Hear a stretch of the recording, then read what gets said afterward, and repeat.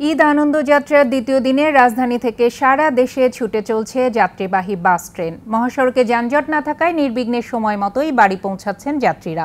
কমলাপুর থেকে নির্ধারিত সময়ই ছাড়ছে ট্রেন। মানিক শিকদারের রিপোর্ট। ঈদ যাত্রার দ্বিতীয় দিন, ব্যস্ত নগরে কর্মজীবীরা বাড়ির পথে পরিবারের সাথে আনন্দ ভাগ করে দিতে রাজধানী সায়েদাবাদ, গাবতলী, মহাখালী টার্মিনাল থেকে দেশের বিভিন্ন গন্তব্যে ছুটছে যাত্রীবাহী বাস। যানজটমুক্ত মহাসড়কে খুশি যাত্রীরা, তবে অতিরিক্ত ভাড়া নেওয়ারও অভিযোগ আছে। ভাড়া 1400 টাকা চাচ্ছে, আগে গেছিলাম 600-700 টাকা দিয়ে। আমি যাব রাজশাহী, তো রাজশাহী ভাড়া যাচ্ছে 1200 টাকা। এটি কমলাপুর স্টেশনের সকালের চিত্র। দুই একটি ট্রেন ছাড়া প্রায় সব ট্রেনই ছাড়ছে সময় মেনে।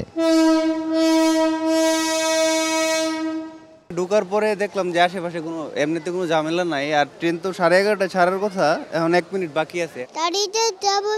বাড়িতে যাব না, আমি বাড়িতে যাচ্ছি, ঈদ করতে যাচ্ছি। এখন আবার যাচ্ছে এই বাসাতে, তখন মনে হচ্ছে একটা ঈদ ফিল আসছে। বাড়িতে গেলে দাদা দাদি সবার সাথে দেখা হয়, অনেক ভালো লাগে। গ্রামে কাটতে অনেক ভালো লাগে। সিট না পেয়ে অনেকেই টিকিট কেটে দাঁড়িয়ে যাচ্ছেন। শিডিউল নিয়ে অভিযোগ না থাকলেও যাত্রী সেবার মান বৃদ্ধির তাগিদ যাত্রীদের। অনেকে টিকিট পেয়েছে, যারা টিকিট পায়নি তারা দাঁড়িয়ে যাচ্ছে। তবে আমার মনে হয় এটা একটা প্রপোর্শন ঠিক করে দিলে ভালো। ট্রেনের পরিবেশ এখন আছে মোটামুটি, এরকম বলা যাচ্ছে না। ট্রেনটার কন্ডিশনটাই আগে অনেকদিন পরে যাচ্ছে, তো মনে হচ্ছে একটু খারাপ। আর রেলওয়ে কর্তৃপক্ষের দাবি, আগের তুলনায় বেড়েছে সেবার মান। ঈদ যাত্রায় এবার অতিরিক্ত 12টি বিশেষ ট্রেন চলছে। সবগুলো ট্রেনই যথাসময়ে যথা নিয়মে নিরাপদে ছেড়ে গেছে। বাংলাদেশ রেলের সক্ষমতা সবটুকু আমরা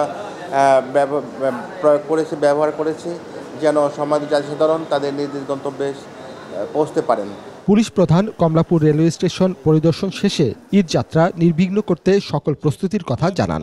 যাত্রীদের নিরাপত্তায় আন্তনগর গুরুত্বপূর্ণ ট্রেনের যাত্রাপথে রেলওয়ে পুলিশ মোতায়েন করা হয়েছে।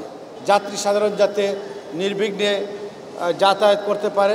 হয়রানির মুখে পড়লে 999 নম্বরে জানানোর অনুরোধ পুলিশ প্রধানের। প্রয়োজনে 999-এ ফোন করে আপনি বলুন আপনি কোথায় সমস্যা হয়েছে। মানিক শিকদার, 21 টেলিভিশন, ঢাকা।